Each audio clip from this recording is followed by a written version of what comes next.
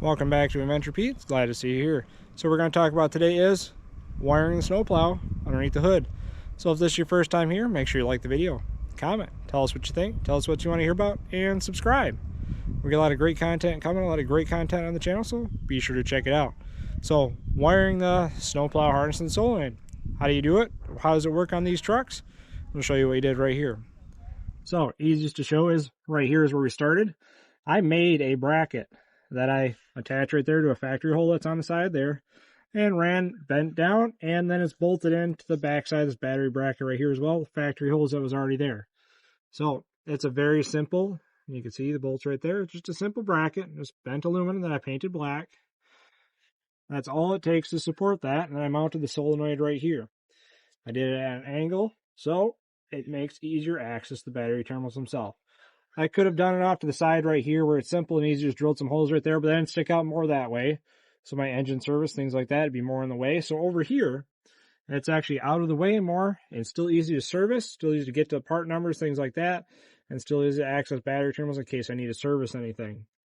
So with the solenoid mount right there, I just ran a power wire up into the fuse box on itself. Right there, the 400 amp fuse, just ran it down and zip tied it in place. That is how I gave power to my solenoid.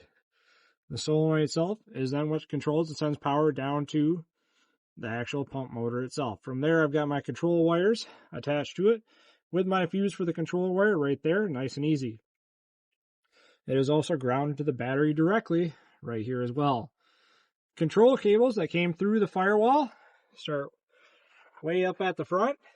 They came down at that factory hole right there. The harness actually came down, comes down and around, and follows the harness up and around through here. So that's how it goes. And I ran everything right here to make it nice and easy to actually send power down to the pump itself, and the control wires I had just run through this hole. Going down this way, it drops down just on the inside of the fender liner, and then actually comes out down by the tow hook on the front. So once it goes underneath the tow hook and then wraps around and goes to the pump controller. I had the power and the ground cable for the pump motor itself, tying to the same quick connects that I have for my winch. So swapping in between the plow pump and the winch itself is very easy to do. And then control wires come right out here. I chose to come out of the lower grill because then all the wires stay tucked away and nice, and it's easy to wire into. A lot of plow companies will actually have it come out of this pocket right here. Plenty of space all the way down, so that's an option as well, but I like to have mine come down through the bottom. Less wires hanging out the front of the grill, less likely it has something that's going to fall back and end up on the grill or the AC condenser itself, cause more problems. So that's what I did. Plow control wires, power and ground, it's all quick connect, so everything can be taken off this truck nice and easy. It is also still on the Plow 2-inch receiver, so that's all there is to that. That's how it was. It's a pretty simple install for these older Western pumps. You just got to run wires. So really the hardest part about it is just finding out how you want to run them and how you want to connect them. That's pretty simple to do. It just takes time to do it. So for most trucks, we'd be done. But these new generation trucks where they have the smart alternators, things like that, we got one step further to go. We have the plow prep harness. The point of this is so when you run that pump motor, that alternator doesn't spike up trying to increase the amperage, try to maintain that charge because it's seeing the batteries drop.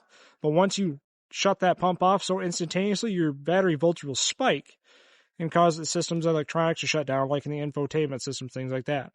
So in older trucks, you didn't have this problem. It just worked and you didn't have to worry about it. So now we just got to install the factory plow pump harness to finish up the wiring on this. But otherwise, in a regular truck, we are done. This is just an add-on for where to go. So be sure to stay tuned for that video, and we'll get it done. So that's it. That's all there is to it. So hopefully you can like the video, comment, tell us what you think, tell us what you want to hear about, and subscribe. We got a lot of great content coming, a lot of great content on the channel, so be sure to check it out. Remember to have a great adventure.